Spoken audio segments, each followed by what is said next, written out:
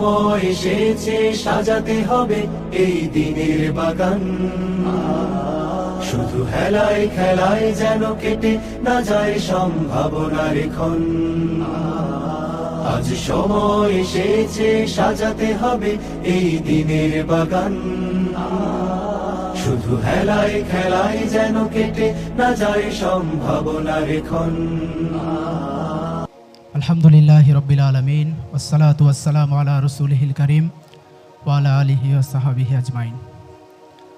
চট্টগ্রাম বিশ্ববিদ্যালয়ের দাওয়াত সংগঠন মিনার কর্তৃক আয়োজিত ঐতিহাসিক সিরাত সেমিনারে উপস্থিত আজকের প্রোগ্রামের সম্মানিত সভাপতি, আজকের প্রোগ্রামের প্রধান অতিথি, বিশেষ অতিথিবৃন্দ এবং আজকের প্রোগ্রামের সম্মানিত উপস্থিতি, আসসালামু আলাইকুম ওয়া রাহমাতুল্লাহ।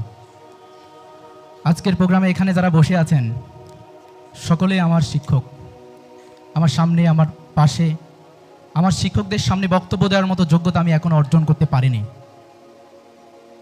আমি আমার সবটুকু আবেগ দিয়ে, সবটুকু ভালোবাসা দিয়ে আমাদের প্রিয় নবী হজরত মুহাম্মদ সাল্লাল্লাহু আলাইহি সাল্লামের প্রতি দরুদ পেশ করছি। আমি দু একটি কথা বলেই আমি আমার কথা শেষ করতে চাই।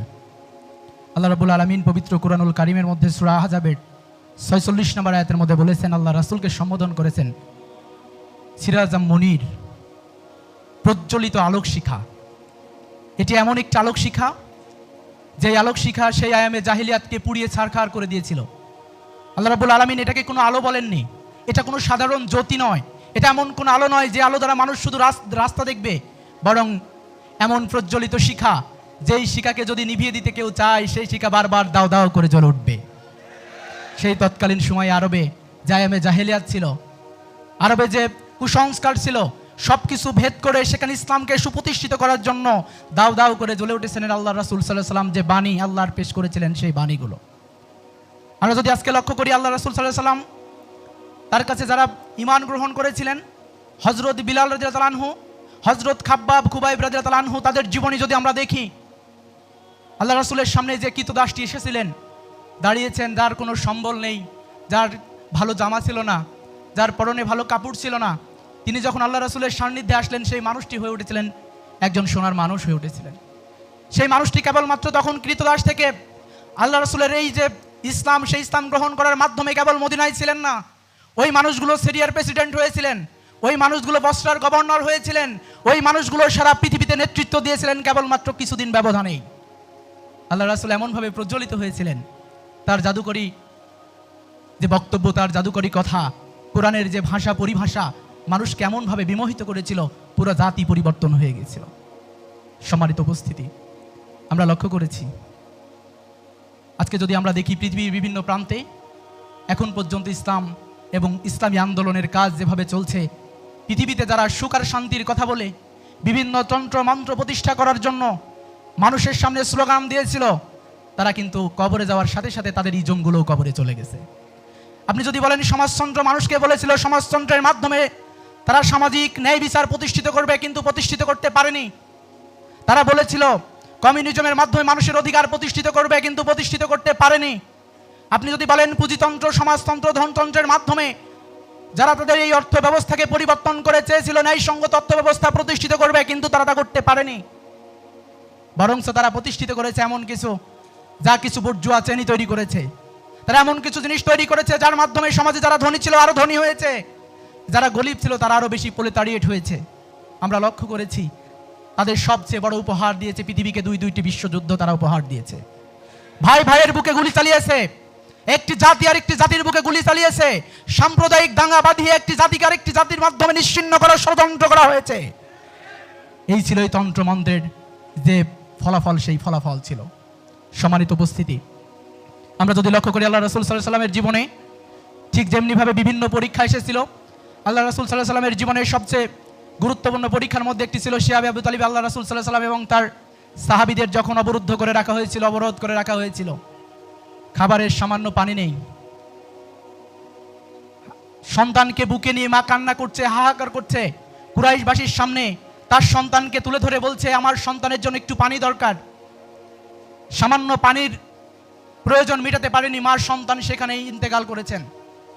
আমরা আজকে লক্ষ্য করছি সারা পৃথিবীতে মুসলিম উম্মাহকে যেভাবে নির্যাতন নিষ্পেষণ করা হচ্ছে, এর মধ্যে আমরা দেখেছি ফিলিস্তিনকে এমনভাবে অবরুদ্ধ করা হয়েছে, এই গাজাবাসীকে এর পৃথিবী থেকে নিশ্চিহ্ন করা দেওয়ার জন্যই বরং সেই মন্ত্রতন্ত্র কাজ করে যাচ্ছে।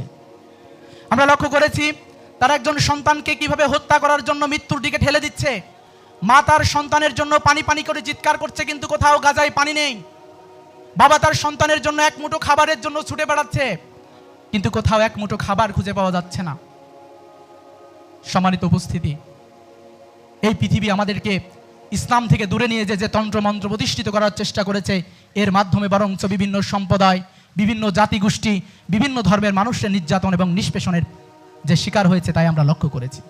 কিন্তু আমরা গভীরভাবে বিশ্বাস করি মুসলমানদের প্রথম কাবা বাইতুল মুকাদ্দাসকে আজকে অবরুদ্ধ করে, আজকে গাজাবাসীকে অবরুদ্ধ করে ইসলামকে নিশ্চিহ্ন করে দেওয়ার যে ষড়যন্ত্র গ্রহণ করা হয়েছে, আমরা দৃঢ়ভাবে বিশ্বাস করি আমরা আল্লাহ রাসূল সাল্লাল্লাহু আলাইহি ওয়াসাল্লামের দেখানো সেই পথ এবং মতের উপর নিজেরা যদি অটল থাকতে পারি, তাহলে ফিলিস্তিনকে আজকে যেভাবে অবরুদ্ধ করা হয়েছে, এই অবরুদ্ধ পরিস্থিতিকে আমরা ভেঙে ফেলে আমরা মনে করি পৃথিবীর কোনো না কোনো প্রান্তে আবার নতুনভাবে তারেক বিন জিয়াদের জন্ম হবে।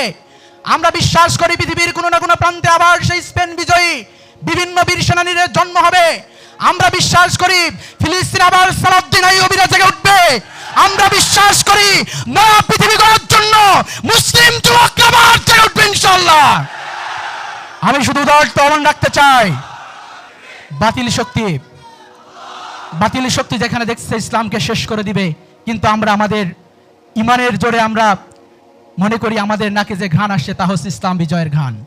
আবার বাইতুল মুকাদ্দাস থেকে আল্লাহু আকবার জোরে উঠবে, আবার মুসলমান যুবকরা একত্রিত হবে, আবার পৃথিবীর বুকে ইসলাম মাথা দাঁড় করাবে এবং সারা পৃথিবীর নেতৃত্ব দিবে, ন্যায় এবং ইনসাফ কায়েম করবে ইনশাআল্লাহ।